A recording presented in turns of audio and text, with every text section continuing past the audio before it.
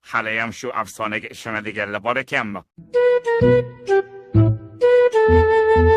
130 ga 100. Pastki bosimingiz baland. Почечный давлениyangiz oshibdi. Nima dedi?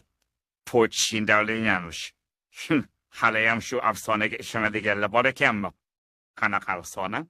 Qadim zamonlar bir podshoh Kim mani почечный давленiyamni aniqlab bersa, yarim podshohligimni tortiq qilaman debdi. Ko'plab olimlar bunga harakat qilib yo'lini topolmagach, afandi kelib qon bosimini o'lchatdi va podshohim, qon bosimingiz 120 ga 80, 120 yurakni davleniyasini ko'rsatadi, 80 esa почечный давление deb podshohning yarim saltanatini olib ketgan ekan.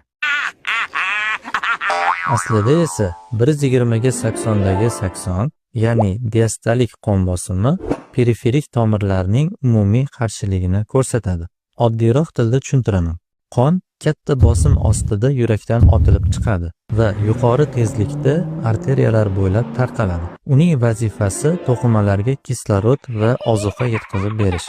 Agar qon shu tezligi bilan to'qimalardan o'tib ketsa, bu vazifani bajarishga ulgura olmas edi. Mayda arteriya va arteriolalar torayish va spazm hisobiga shiddat bilan kelayotgan qon oqimini pasaytiradi va kapillyarlar orqali sekin o'tishini ta'minlaydi. Mana shu jarayonni umumiy periferik tomir qarshiligi deyiladi. Bu qarshilik qanchalik yuqori bo'lsa, diastolik bosim shunchalik baland bo'ladi. Agar sizning qon bosimingiz 130 ga 100 yoki shunga o'xshash bo'lsa, demak sizning tomirlaringiz tonusda, zo'riqish bilan ishlayapti.